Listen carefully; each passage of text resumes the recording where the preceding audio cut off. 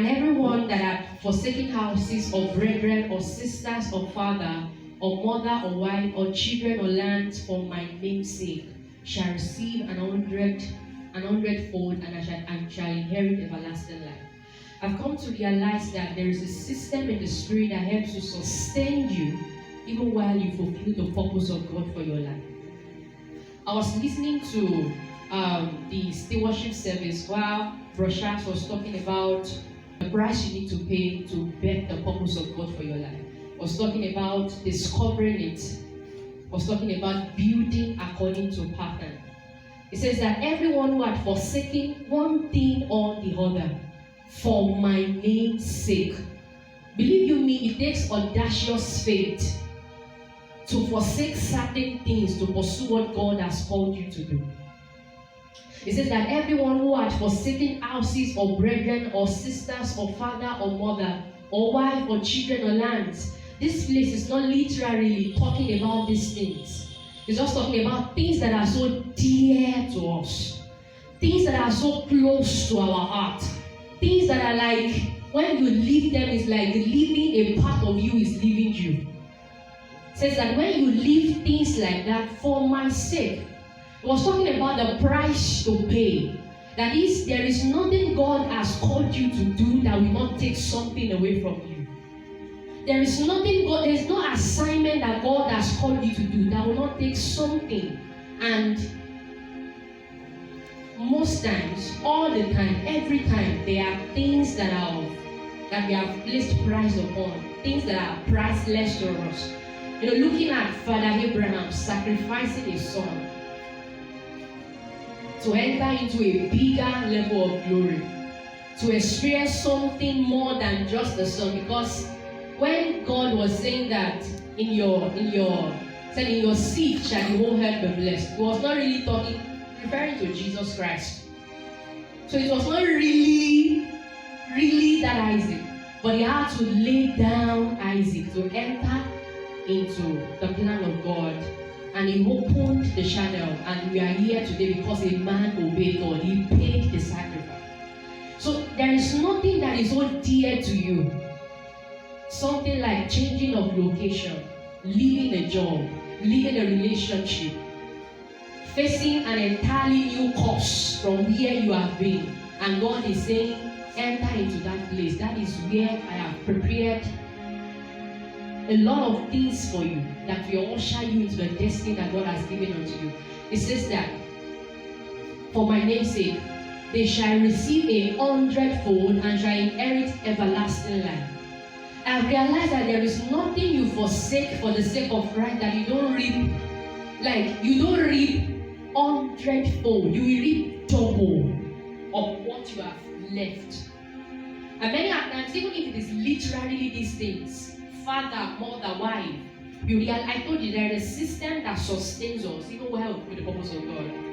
There was a story of a man that Papa shared with us, of a man, or was it in a movie that I watched, or it was one who shared it, of a man that God called into the ministry. And God said, I want you to follow this course. And then when God called him, he thought of his father, thought of his mother. These people went through pain to send me to school. And they have been waiting for me to finish from school and get a good job so that I can get the money that will finance my siblings, that will send them to school. And God is saying that I want you to go into the ministry. I want you to work for me full time. But this man said, God, I understand that there is a call of God upon me. But there is need for these people to maybe they will eat. While I do the call, they will also be fed. They need to eat. It will be unfair of me for me to finish school now and say I want to go into full-time ministry. So this guy forsook the call of God upon his life and went into the labor market, got a job. 20 years from the time he got a job, he has still not gotten enough money that will sustain the father and the mother that will send them to school. He was still struggling, trying to sustain them.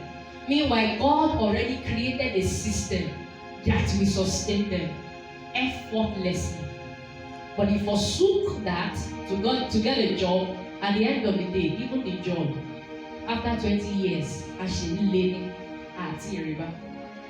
I just let you know that even these father and mother and sisters and wife and brethren, God will still sustain them. God will still sustain them. So while you are at work doing what you should do, don't worry. God will heal that sick mother. God will provide for that mother of yours who needs money to start a business. God will send that your younger sister to school. Believe you me, you think that the money that you send them to school is the money that you need. No, there's a system that will generate the money for them even without you laboring physically to get them.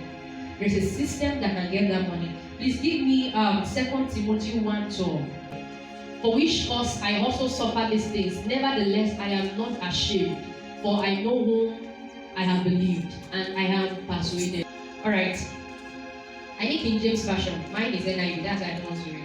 For him which cause I also suffer these things. Nevertheless, I am not ashamed, for I know whom I have believed, and I am persuaded that he is able to keep that which I have committed unto him against that day. Hallelujah. Amen. Hallelujah. Amen. Paul was saying, for this same cause I am suffering, but I am not ashamed of the suffering, because I know that he is able. I have persuaded that he is able to keep all that I have committed into his hands, even until that day. Are you persuaded? Are you convinced that even while you leave those things that you leave, that he is able to guard them? He is able to keep them even while you are on that very assignment that God has called you to do. Can you just pray this one, that Lord, help my heart, help my heart, help my heart, help my heart, help my heart, help my heart, help my heart, help my heart, help my heart.